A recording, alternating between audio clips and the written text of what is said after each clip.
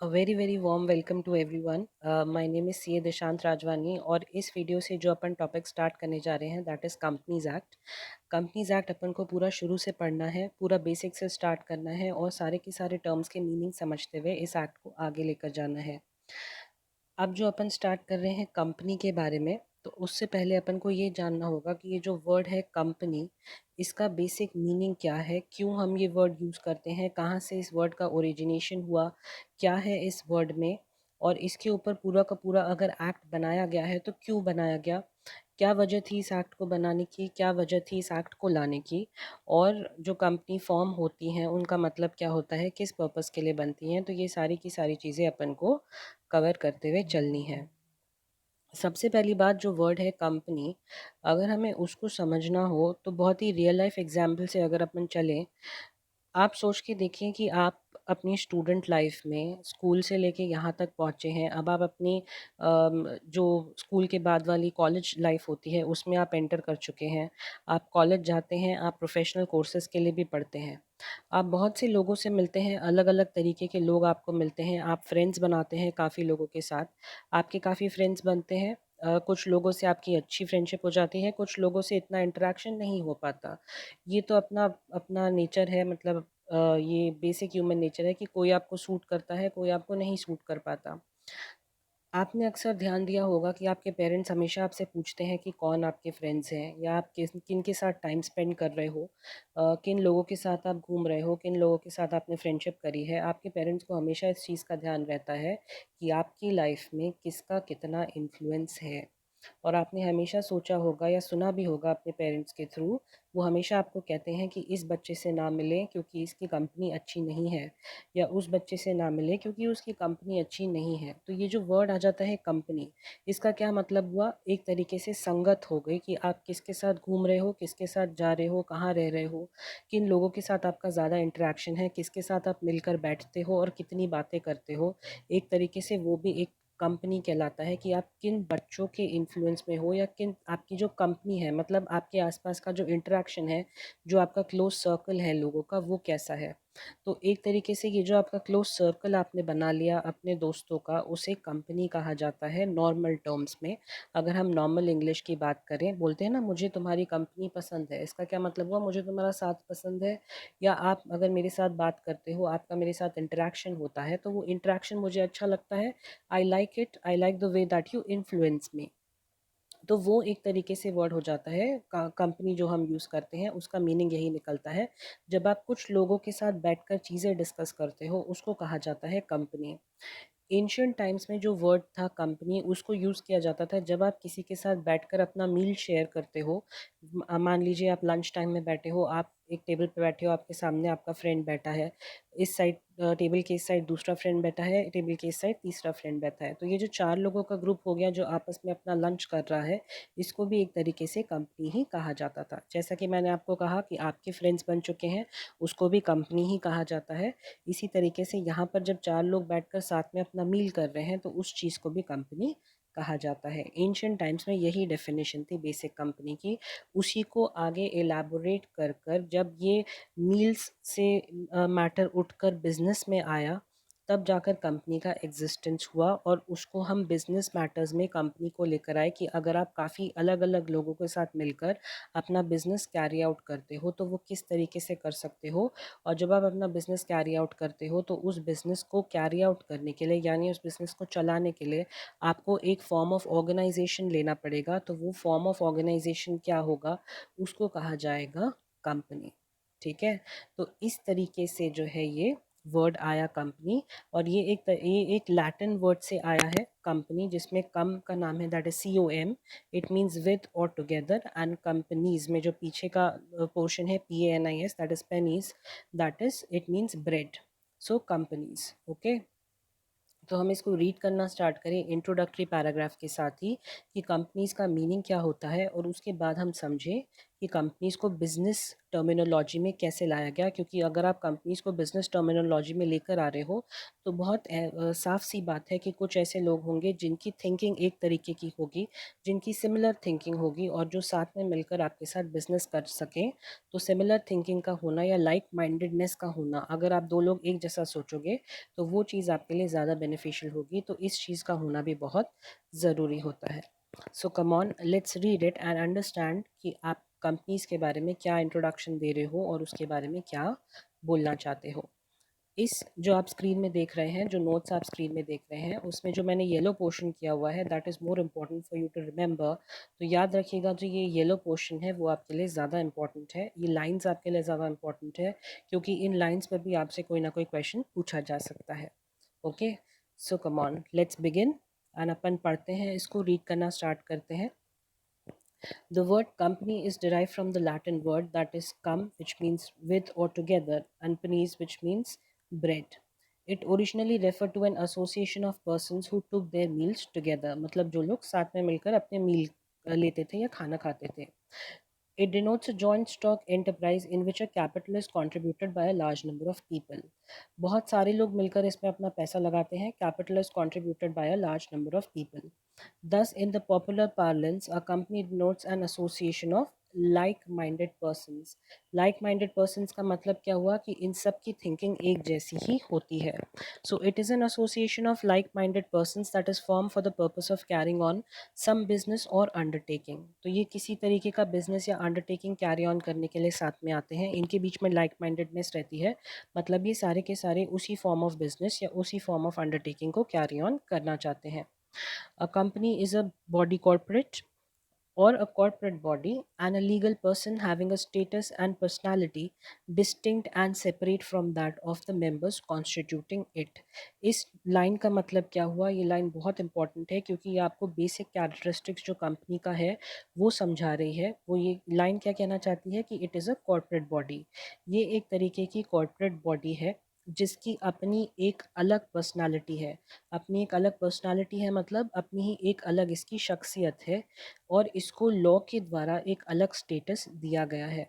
अपनी ही शख्सियत है का मतलब क्या होता है? जैसे मैं हूँ, आप हैं, हम लोग अलग अलग इंडिविजुअल्स हैं, हमारी अलग अलग पर्सनालिटी है. मेरी पर्सनालिटी कुछ और है, आपकी पर्सनालिटी कुछ और होगी. हमारी अपनी अपनी इंडिविजुअलिटी है कि हमारी थॉट प्रोसेस अलग है. मैं कुछ अलग सोचता हूँ, आप कुछ अलग सोचेंगे. तो सबकी अलग अलग पर्सनालिटी होती है, सबके अलग अलग ट्रेट्स होते हैं. उसी तरीके से कंपनी को भी एक अलग फॉर्म ऑफ बॉडी में उन लोगों ने इनकॉर्पोरेट कर दिया है और बोला गया है कि कंपनी की अपनी ही एक अलग पर्सनालिटी होगी, उसका अपना ही एक अलग स्टेटस होगा और वो उसके मेंबर्स से एकदम ही अलग होगा. मतलब मेंबर्स को अलग अलग माना जाएगा, मेंबर्स अलग और उनकी कंपनी अलग. ठीक है, and it is separate from that of the members that is constituting it. तो जब मैं मेरी और आपकी बात कर रहा हूँ तो हम दोनों की पर्सनालिटी में बहुत अंतर है, बहुत फ़र्क है. मैं अपनी लीगल राइट्स को लेने के लिए या कुछ भी करने के लिए कहीं तक भी जा सकता हूँ और आप अपनी लीगल राइट्स को कहीं तक भी लेकर जा सकते हैं. मेरी और आपकी राइट्स एक साथ बंधी हुई नहीं हैं, जुड़ी हुई नहीं है कि अगर मैंने कुछ किया तो ही आप कुछ कर पाओगे या आपने अगर कुछ किया तो ही मैं कुछ कर पाऊँगा. हमारी अलग-अलग पर्सनैलिटीज़ हैं.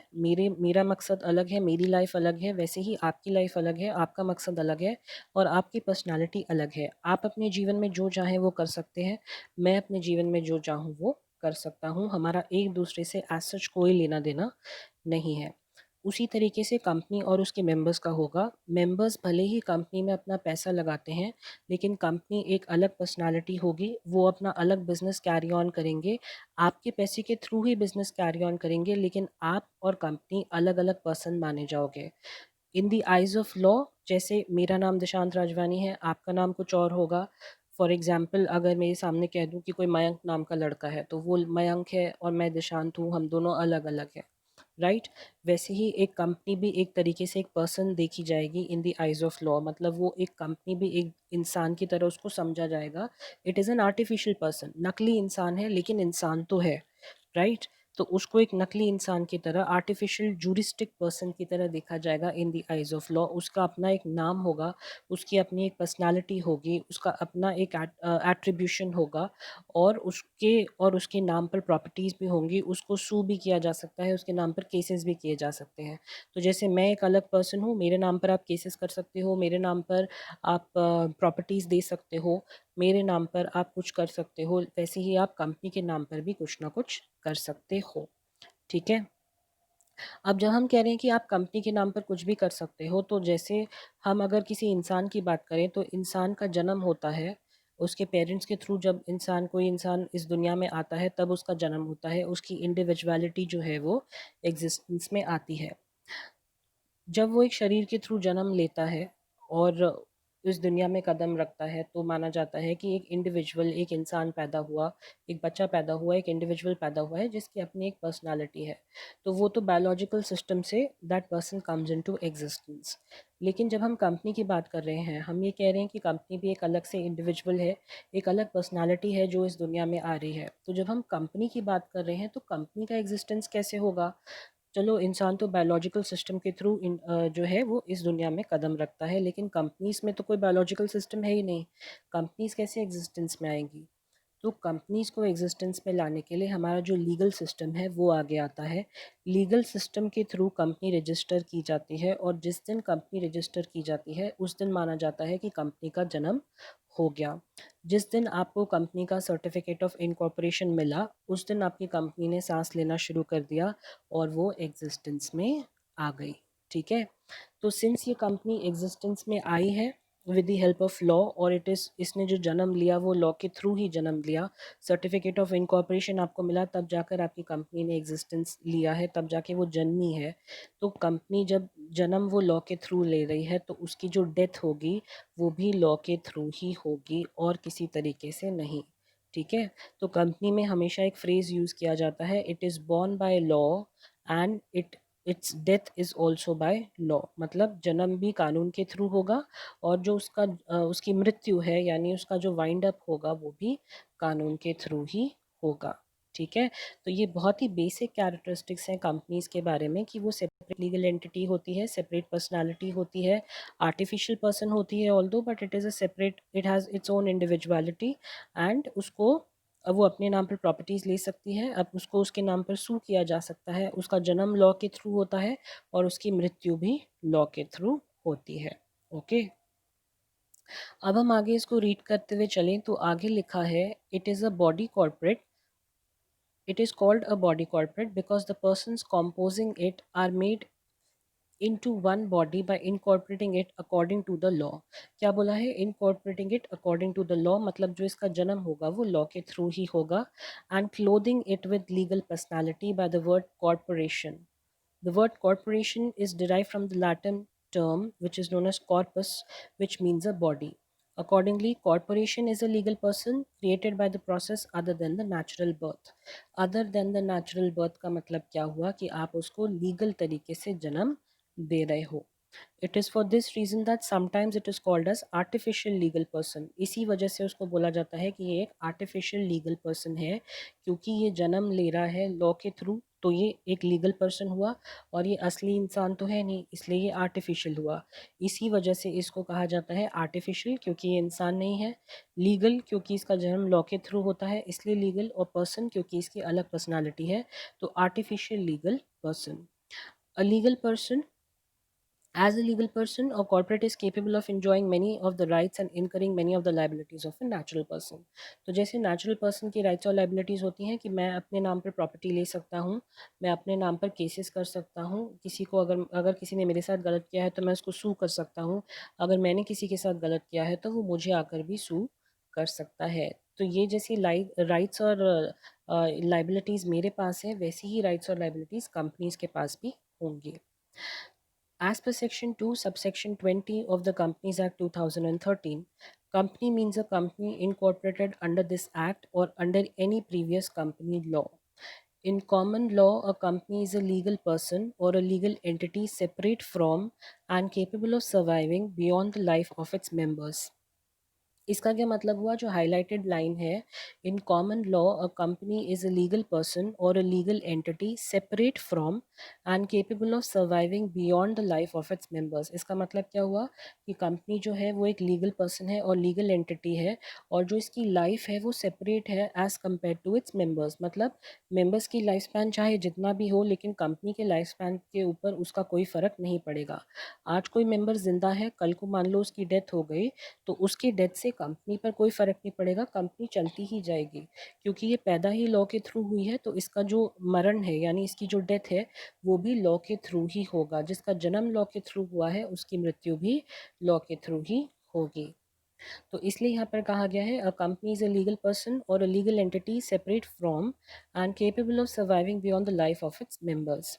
However, an association formed not for profit acquires a corporate life and falls within the meaning of a company by the reason of a license issued under section 8 of the act. तो बस ये कह रहे हैं कि जो association है जो नॉट फॉर प्रॉफिट बेसिस पर बनती है, उनके जो कॉर्पोरेट लाइफ है वो अक्वायर होती है और कंपनीज एक्ट में ही आती है। मतलब एनजीओज भी कंपनीज एक्ट में ही आएंगी, लेकिन सेक्शन 8 के थ्रू उसको देखा जाएगा। Section 8 of companies act 2013, section 8 of companies act 2013 जन्म देता है एनजीओज को, that is non profit organisations और नॉन गवर्नमेंटल ऑर्गेनाइजेशंस जिनका मकसद प्रॉफिट कमाना नहीं होता बट सोशल सर्विसेज होता है।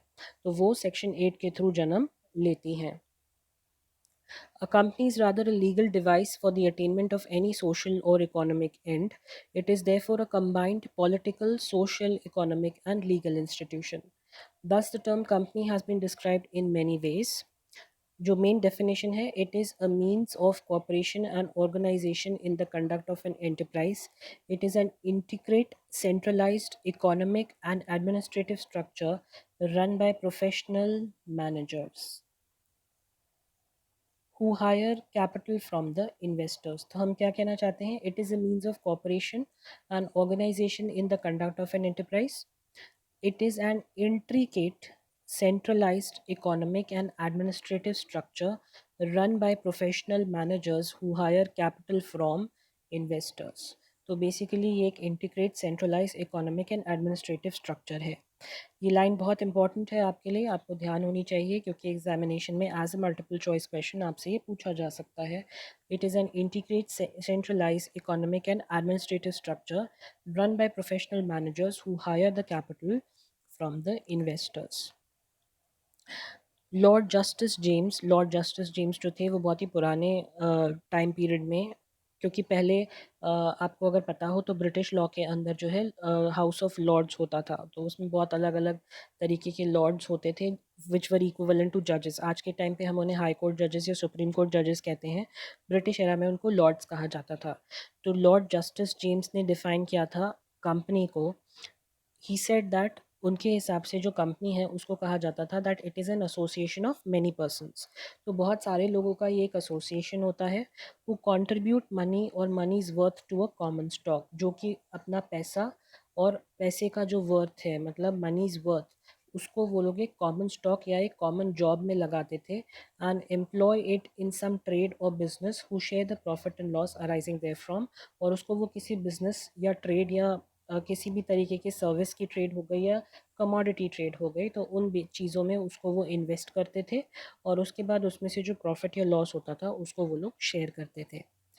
The common stock so contributed is denoted in money and it is the capital of the company. तो जो भी आपने कॉमन स्टॉक लगाया है कंपनी के अंदर, मतलब आपने बेसिकली अपना पैसा लगाया है, अलग अलग लोगों ने अपना पैसा लगाया होगा कंपनी के अंदर, और उसको कहा जाता है capital. The person from whom it or to whom it belongs are the members. तो जिन लोगों को ये कैपिटल मिलता है उनको कहा जाता है, जो लोग इस कैपिटल को कंट्रीब्यूट करते हैं उनको कहा जाता है मेंबर्स। और ये जो कैपिटल है वो भी मेंबर्स का ही होता है, हालांकि होता कंपनी के पास है लेकिन होता मेंबर्स का है। The proportion of the capital to which each member is entitled is called his share. जितना भी प्रपोर्शन आपका होगा कंपनी के अंदर, मतलब जितना भी पोर्शन आपने कंट्रीब्यूट किया होगा कंपनी के अंदर, वो कहा जाएगा एज आपका शेयर। फॉर एग्जांपल मान लीजिए मैंने और दोस्तों ने मिलकर अगर कोई कंपनी खोली और मैंने अपने हिसाब से उसमें 5 लाख रुपीज़ का इन्वेस्टमेंट किया है, तो मेरा जो शेयर है कंपनी के अंदर वो 5 लाख रुपीज़ का होगा, क्योंकि मैंने 5 लाख रुपए अपनी तरफ से कंट्रीब्यूट करे हैं। अब मान लीजिए 5 लाख रुपए के अंदर कितने भी शेयर्स आ सकते हैं, नंबर ऑफ़ शेयर्स उसमें कितने भी हो सकते हैं। अब मान लीजिए अगर कंपनी का एक शेयर 100 रुपये का है, तो मेरे हिस्से में कितने शेयर आएंगे, 5 lakh rupees divided by ₹100, because एक शेयर 100 रुपये का है, तो मेरे हिस्से में टोटल आ गए 5000 शेयर्स। ओके, तो मेरा हिस्सा कंपनी के अंदर ना हुआ। अगर मुझे शेयर टर्म्स में बताना है देन इट इज़ 5000 शेयर्स, और अगर मुझे मॉनेटरी टर्म्स में बताना है, मतलब पैसे के टर्म्स में बताना है, then it is 5 lakh shares. Okay, clear हुआ। अब अपन ने जो है कंपनी का बेसिक अपन ने कवर किया है। इस बेसिक में अगर आपको कोई डाउट हो तो प्लीज़ मुझे पूछिएगा। You have my WhatsApp number, so please WhatsApp me if you have any problem. बाकी तो अपन ने पूरा का पूरा बेसिक इसके अंदर कवर कर लिया। ओके, अब जो अपन को नेक्स्ट टॉपिक करना है that is main topic which is nature and characteristics of company, कि कंपनी का नेचर और उसके कैरेक्टरिस्टिक्स क्या क्या होते हैं। ठीक है, so let us continue with nature and characteristics of a company. तो अपना जो सबसे पहला कैरेक्टरिस्टिक्स है कंपनी का वो है कॉर्पोरेट पर्सनालिटी। सबसे मेन और सबसे पहला characteristics that is corporate personality. अभी जब मैंने लेक्चर की शुरुआत करी तब मैंने आपको शुरू में समझाया था कि जो कंपनी है उसकी अपनी एक अलग पर्सनालिटी है, उसकी अपनी एक अलग इंडिविजुअलिटी है। वो जन्म लेगा तो लॉ के तहत, और हमने एक वर्ड पढ़ा आर्टिफिशियल जुरिडिशल पर्सन और आर्टिफिशियल जूरिस्टिक पर्सन और artificial legal entity.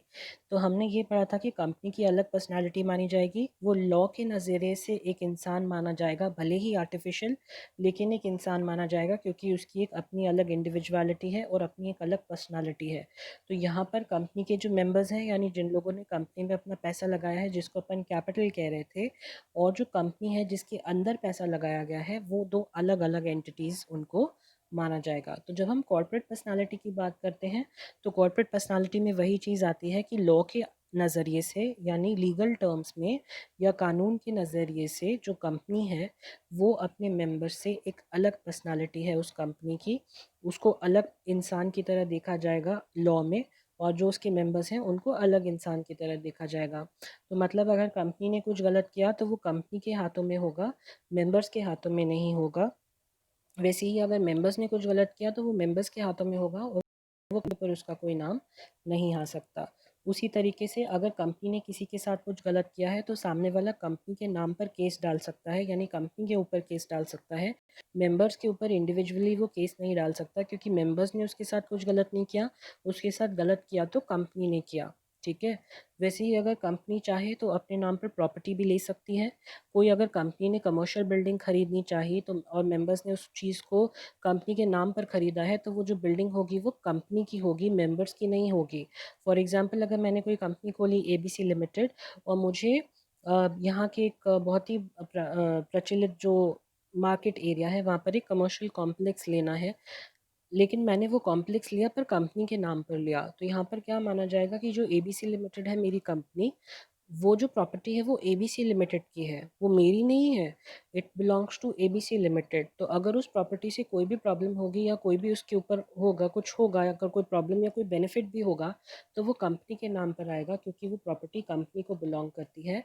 And the company is an artificial person in the eyes of law. उसकी भी उतनी राइट्स और रिस्पॉन्सिबिलिटीज़ हैं जितनी मेरी राइट्स और रिस्पॉन्सिबिलिटीज़ हैं। वो प्रॉपर्टी मेरे नाम पर नहीं बल्कि कंपनी के नाम पर है। ठीक है, तो कॉर्पोरेट पर्सनालिटी की जब हम बात करते हैं तो वहाँ पर ये सारी चीज़ें आ जाती हैं कि जो एक नॉर्मल इंसान कर सकता है in the eyes of law, जो एक नॉर्मल इंसान की राइट्स और लाइबिलिटीज़ होती हैं in the eyes of law, वही सेम राइट्स और लाइबिलिटीज़ जो हैं वो कंपनीज़ की भी होती हैं। ठीक है, तो आइए अपन इसको रीड करें, इसके अंदर क्या लिखा है। Corporate personality: by incorporation under the act, the company is vested with a corporate personality which is quite distinct from individuals who are its members। मतलब जो members की personality है और जो company की personality है वो काफ़ी अलग अलग है। Being a separate legal entity, it bears its own name and acts under a corporate name। क्योंकि एक separate legal entity है तो इसका खुद का एक नाम होता है और इसका खुद का एक corporate name भी होता है। It has a seal of its own। इसकी खुद की एक seal होती है। It has its assets are separate and distinct from those of its members. तो मेंबर्स के जो एसेट होते हैं वो अलग होते हैं और जो कंपनी के एसेट होते हैं वो अलग होते हैं। जैसा कि मैंने अभी आपको कहा, अगर कंपनी ने कोई प्रॉपर्टी या कोई बिल्डिंग खरीदी है तो वो कंपनी की है, वो मेरी नहीं है। मेरे एसेट्स अलग होंगे एज ए मेंबर और मेरी कंपनी के एसेट्स जो है वो अलग होंगे। It is also a different person from the members who compose it. मतलब जिसने उस कंपनी को बनाया है उससे वो एक अलग ही पर्सन है, दोनों की अलग अलग पर्सनैलिटी मानी जाएगी। As such it is capable of owning property, incurring debts, borrowing money, having a bank account, employing people, entering into contracts and suing or being sued in the same manner as an individual। इसका मतलब क्या हुआ, जब आप corporate personality बोल रहे हो तो उसके अंदर कौन कौन सी चीज़ें कवर हो गई। मतलब as a corporate personality company क्या क्या कर सकती है। It is capable of owning property, मतलब खुद के नाम पर प्रॉपर्टी ले सकती है। इनकरिंग डेट्स, मतलब किसी के साथ कुछ बिजनेस किया, कुछ बोरो किया तो वो डेट्स भी इनकर कर सकती है। किसी को कुछ अमाउंट दिया है तो उनसे लेना भी होगा तो डेट्स भी इनकर कर सकती है। बोरोइंग मनी, यानी किसी से पैसे उधार ले सकती है। हैविंग अ बैंक अकाउंट, खुद के नाम पर बैंक अकाउंट खुलवा सकती है। एम्प्लॉइंग पीपल, लोगों को एम्प्लॉयमेंट दे सकती है। एंटरिंग इनटू कॉन्ट्रैक्ट्स, कॉन्ट्रैक्ट्स में एंटर कर सकती हैं। सूइंग और be sued in the same manner as an individual, किसी के नाम पर केस कर सकते हैं या फिर कोई कंपनी के नाम पर भी चाहे तो केस कर सकता है। Its members are its owners, but they can be its creditors simultaneously as well as a separate as it is has a separate legal entity। मतलब members जो हैं उसके ओनर्स हो सकते हैं कंपनी के, लेकिन उस साथ साथ में उसके क्रेडिटर्स भी हो सकते हैं, क्योंकि कंपनी ने उनसे जो है पैसे लिए हुए हैं और अपना कैपिटल बनाया है। तो एक तरीके से जब कंपनी ने उनसे पैसे लिए हैं तो वो कंपनी के क्रेडिटर्स हो जाते हैं, क्योंकि सेपरेट लीगल एंटिटी पर्सनालिटी है, इसलिए वो कंपनी के क्रेडिटर्स भी बन जाते हैं। मतलब कल को चाहे जब कैपिटल डिसोल्यूशन होगा या अगर वो अपना कैपिटल विड्रॉ करना चाहते हैं तो वो कंपनी से पैसे क्लेम कर सकते हैं। Okay. A shareholder cannot be held liable for the acts of a company even if he holds virtually the entire share capital।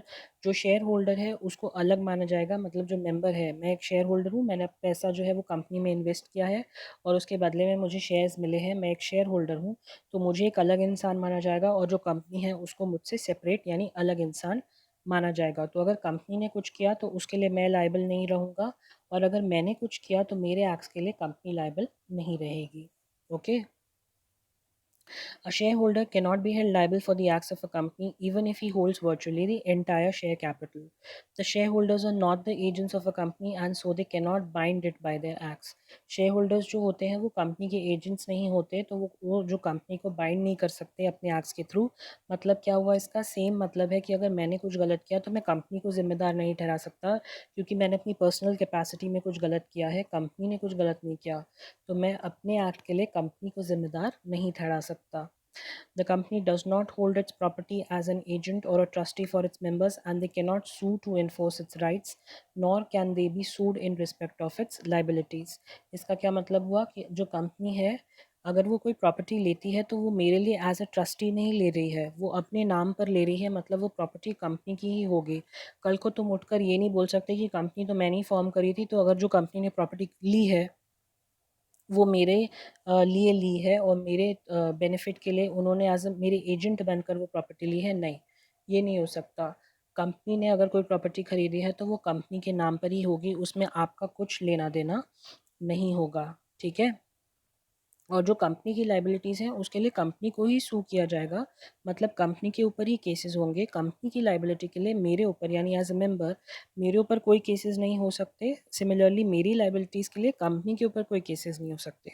तो कंपनी की अपनी लाइबिलिटीज़ अलग और मेरी अपनी लाइबिलिटी अलग। कंपनी की पर्सनालिटी अलग, मेरी पर्सनालिटी अलग। कंपनी की प्रॉपर्टी अलग, मेरी प्रॉपर्टी अलग। कंपनी के केसेस अलग और मेरे केसेस अलग। तो ये एक तरीके से दो इंसान हो जाएंगे। जैसे मैं तो ओरिजिनल यानी एक्चुअल पर्सन हूँ और कंपनी जो है वो आर्टिफिशियल पर्सन कहलाएगी। ठीक है। तो दो अलग अलग इंसान यहाँ पर हो गए, एक एबीसी लिमिटेड और एक मैं यानी दिशांत राजवानी। तो हम दोनों अलग अलग इंसान हो गए। आगे क्या है, 10 incorporation is the act of forming a legal corporation as a juristic person. तो मैंने आपको कहा था ना, सर्टिफिकेट ऑफ इनकॉर्पोरेशन मिलते से ही आपकी कंपनी का जन्म हो जाएगा। यहाँ पर वही वर्ड इनकॉर्पोरेशन यूज़ हुआ है। जब सर्टिफिकेट ऑफ इनकॉर्पोरेशन मिलता है तो मतलब क्या हुआ, आपकी कंपनी का इनकॉर्पोरेशन यानी आपकी कंपनी का पंजीकरण या रजिस्ट्रेशन हो चुका है। It has come into existence, it has taken birth in the eyes of law. Thus, incorporation is the act of forming a legal corporation as a juristic person. A juristic person is in law also conferred with rights and obligations and is dealt with in accordance with law. In other words, the entity acts like a natural person but only through a designated person whose acts are processed within the ambit of law. ये case law हुआ था जिसमें उन्होंने ये बोला कि जो company है वो एक आर्टिफिशियल पर्सन है, लेकिन वो एक नेचुरल पर्सन के थ्रू ही एक्ट करती है। और ये केस लॉ का नाम है शिरोमणि गुरुद्वारा प्रबंधक कमेटी वर्सेस श्री श्याम नाथ दास। 2000 में ये केस हुआ है। तो उसमें भी बोला गया जो कंपनी है, वो जो एंटिटी है वो एक नेचुरल पर्सन की तरह ही होती है।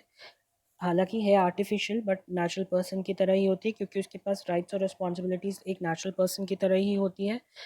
पर ये जो फंक्शन करती है वो एक डेजिग्नेटेड इंसान के थ्रू ही करती है।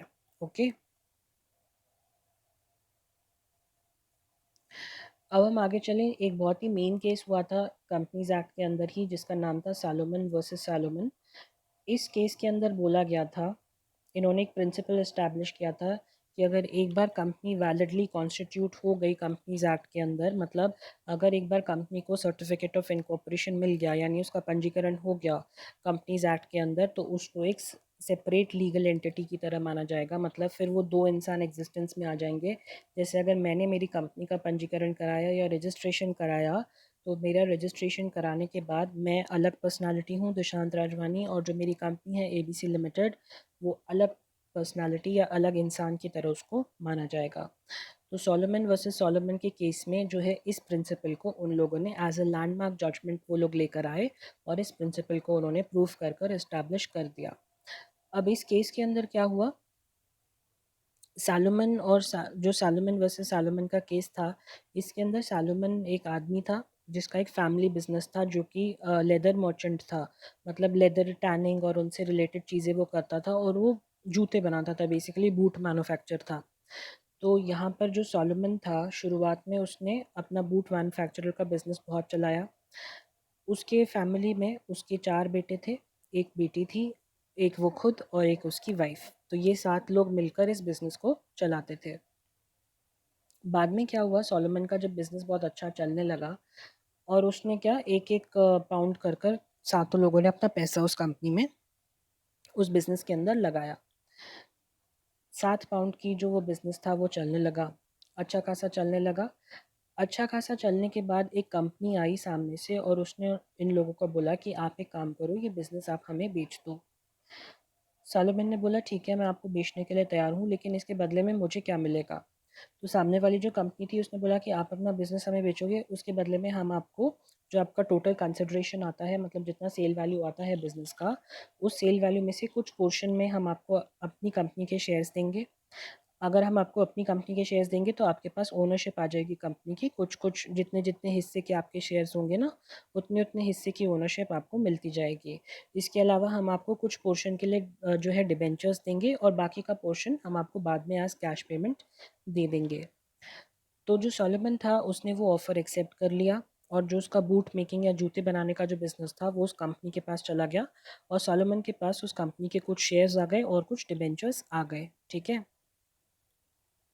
अब क्या हुआ, कुछ टाइम बाद जो है कंपनी, क्योंकि वो डिबेंचर्स भी थे उनके पास और कुछ और डिबेंचर होल्डर्स भी थे, तो कुछ टाइम बाद क्या हुआ, कंपनी जो है घाटे में जाने लगी। और घाटे में जाने के बाद कंपनी का एक ऐसा समय आ गया जब कंपनी को बंद करने की नौबत आ गई, यानी वाइंडिंग अप वाली सिचुएशन जो है वो अराइज हो गई।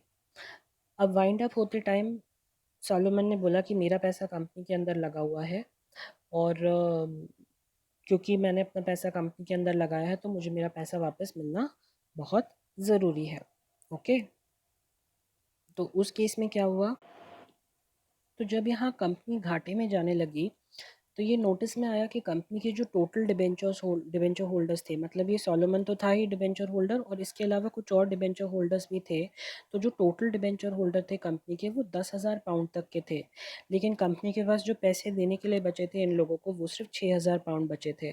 तो जो सोलोमन के अलावा जो बाकी के बाहर के जो डिबेंचर होल्डर्स थे उन लोगों ने कहा कि ये बिज़नेस तो आप ही का था, आप ही का बिज़नेस था, आपसे किसी और कंपनी ने ख़रीदा, इस बिज़नेस को चलाना चाहा, उनसे नहीं चला, लेकिन बिज़नेस आपका ही था शुरुआत में और आपने इस बिज़नेस में अपना पैसा भी लगाया है, आपके पास शेयर्स भी हैं बिज़नेस के।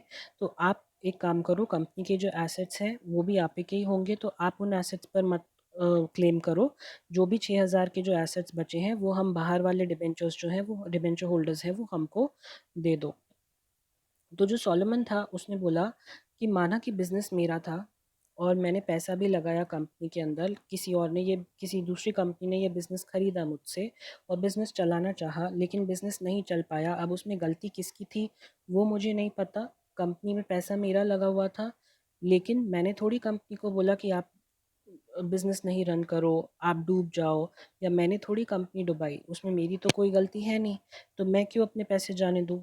तो सामने वाले ने बोला, जो दूसरे डिबेंचर होल्डर्स थे, लेकिन आप ही की तो कंपनी थी, आप और कंपनी एक ही तो हो, आप ही के ही तो पैसे लगे थे कंपनी के अंदर। अब अगर आपको आपके पैसे आपकी गलती अगर कंपनी नहीं चल पा रही है तो, और आपके पैसे आपको वापस नहीं मिले, तो इसमें हम क्या करें, हमें तो हमारा पूरा शेयर चाहिए। 10,000 के डिबेंचर्स थे, 5-6 हज़ार ही बचे हैं आपके पास, उसमें से 6,000 आप हमें दे दो, बाहर वाले डिबेंचर होल्डर्स को दे दो और आप कुछ मत क्लेम करो। तो ये एक तरीके से अनफेयर हो गया सोलोमन के साथ। माना कि उसकी कंपनी थी, माना उसने उसमें पैसा लगाया, अब कंपनी नहीं चल पाई, उसमें उसकी गलती नहीं थी। कंपनी कौन रन कर रहा था, क्या कर रहा था, ये हमें नहीं पता।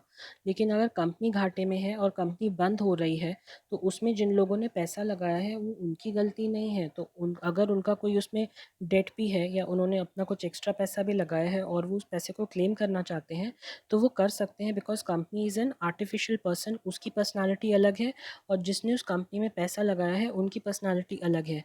तो आप किसी को ये नहीं बोल सकते कि सिंस आप ही की कंपनी थी, आपने पैसा लगाया और आप और कंपनी तो एक ही माने जाओगे, तो आप अपने हिस्से के पैसे के लिए क्लेम नहीं कर सकते। ये कंटेंशन आप किसी के सामने नहीं रख सकते। यही डिसीजन जो है वो सोलोमन वर्सेस सोलोमन के केस में आया। तो आए अब अपन इसको डिटेल में पढ़ें कि सोलोमन वर्सेस सोलोमन के केस में हुआ क्या। The case of Solomon versus Solomon and Company Limited has clearly established the principle that once a company has been validly constituted under the Companies Act, it becomes a legal person distinct from its members. मतलब अगर एक बार company incorporate हो गई companies act के अंदर, एक बार अगर company ने जन्म ले लिया कंपनीज एक्ट के अंदर, तो ये एक अलग से लीगल पर्सन बन जाती है। डिस्टिंक्ट फ्रॉम इट्स मेंबर्स मतलब मेंबर्स की पर्सनालिटी अलग होगी और इस कंपनी की पर्सनालिटी अलग होगी। और इसी पर्पस के लिए it is immaterial whether any member has a large or small proportion of the shares, or and whether he holds those shares beneficially or as a mere trustee. Sorry. तो इसी purpose के लिए बोला गया है it is इममटीरियल। ये बात मायने नहीं रखती कि आपके पास एक शेयर है या आपके पास 100 शेयर हैं या सारे के सारे शेयर आपके पास हैं, या फिर आप उसको अपने लिए होल्ड करते हो या एज ए बेनिफिशियरी किसी और के लिए होल्ड कर रहे हो या एज ए ट्रस्टी होल्ड कर रहे हो।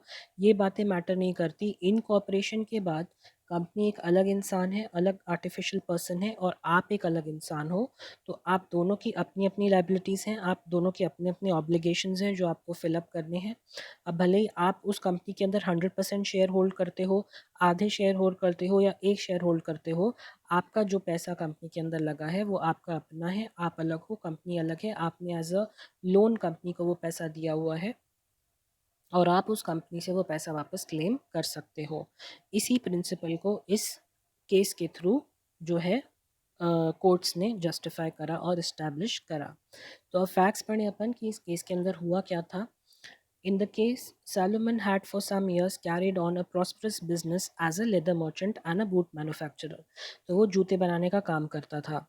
He formed a limited company consisting of himself, his wife, his daughter and his 4 sons as the shareholders.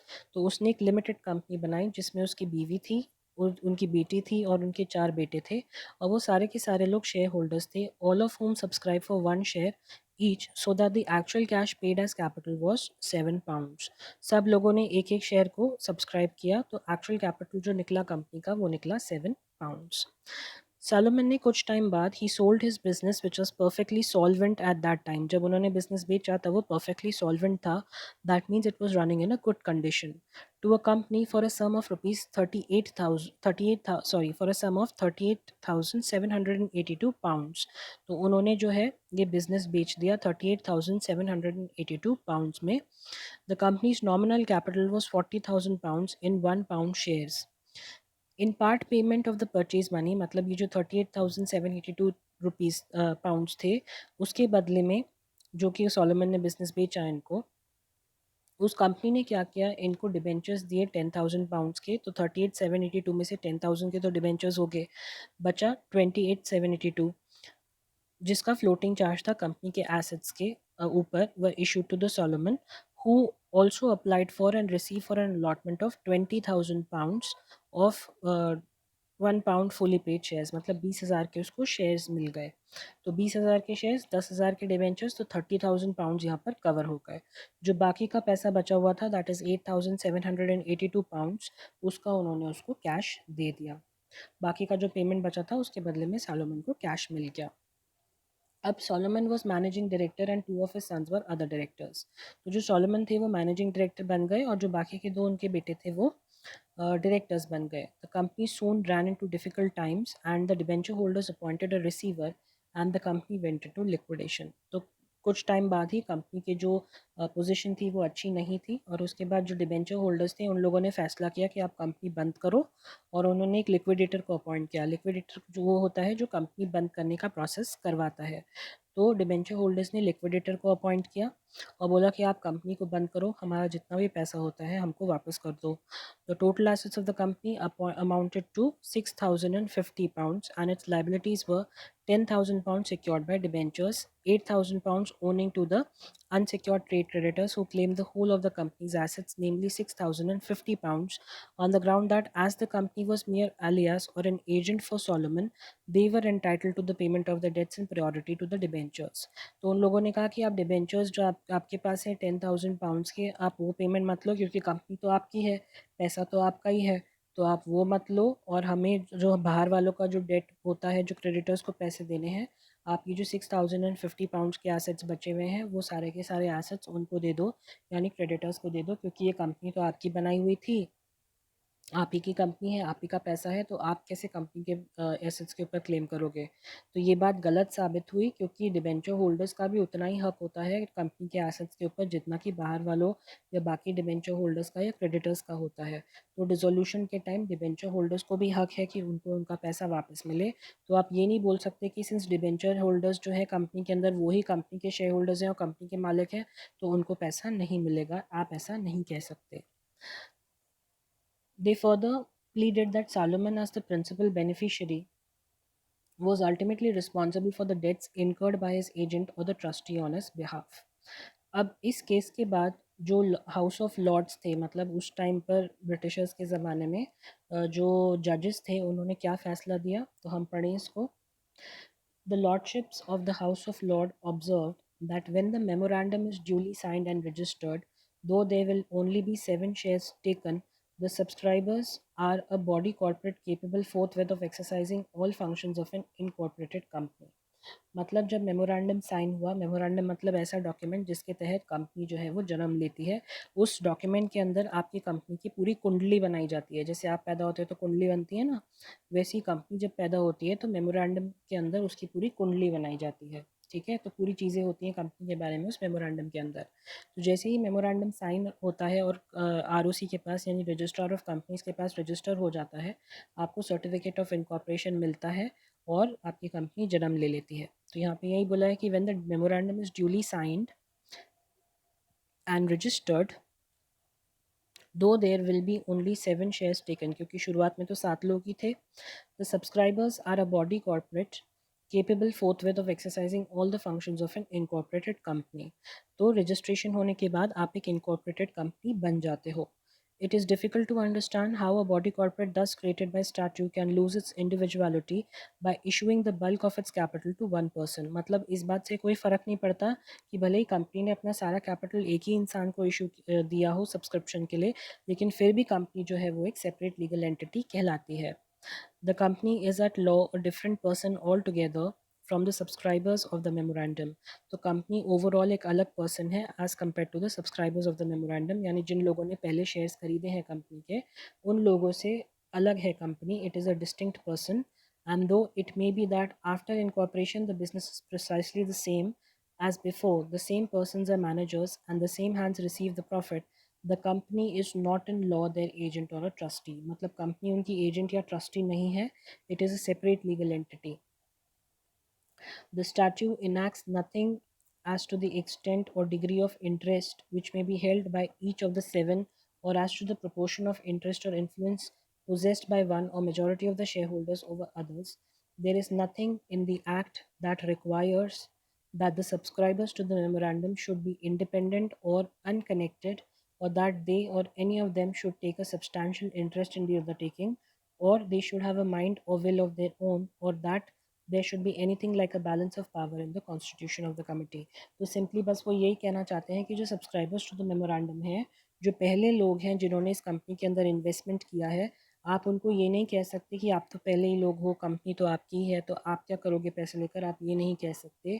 Company एक अलग पर्सन है आइज़ ऑफ लॉ में, और आप एक अलग पर्सन हो. तो भले ही आपकी ओन की भी कंपनी है, भले ही आपके पास या तो 100 शेयर्स हों, 100% शेयर्स हों, या फिर 1% शेयर्स हों, उससे फ़र्क नहीं पड़ता.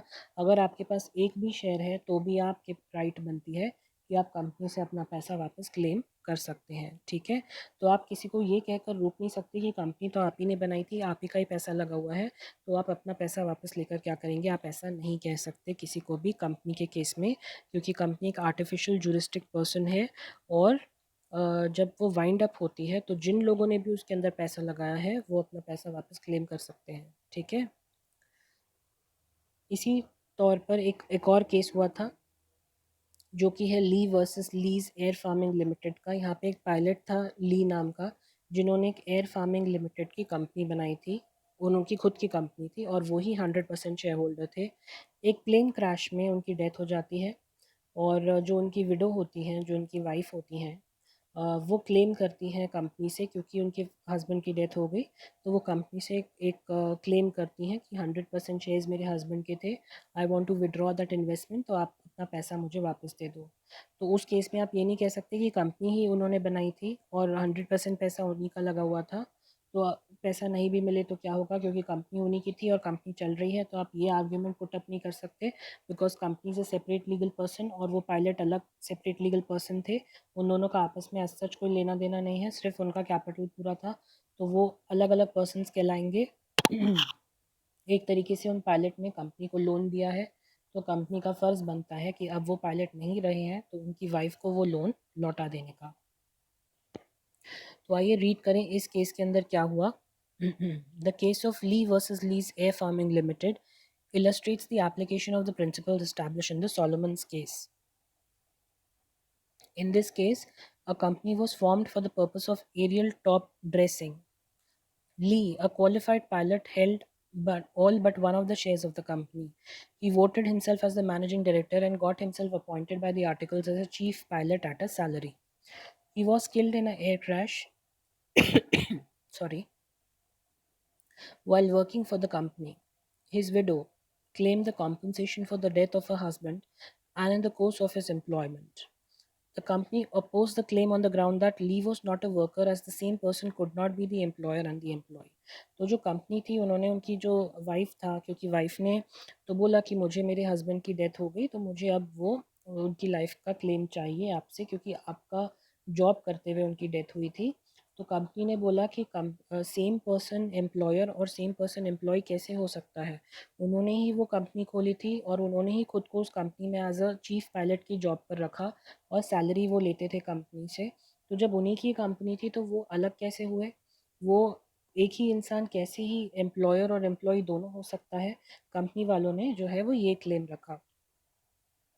तो जो प्राइवी काउंसिल थे जिन्होंने इस केस को डिसाइड करना था, उन्होंने कहा the privy council held Lee and his company were distinct legal persons which had entered into a contractual relationship.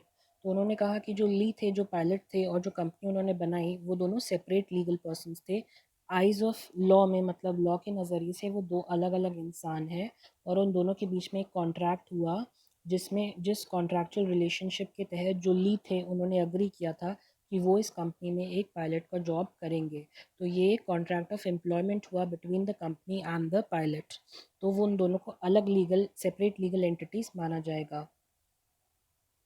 So the Privy Council held Lee and his company were distinct legal persons which had entered into a contractual relationship under which he became the chief pilot, a servant of the company.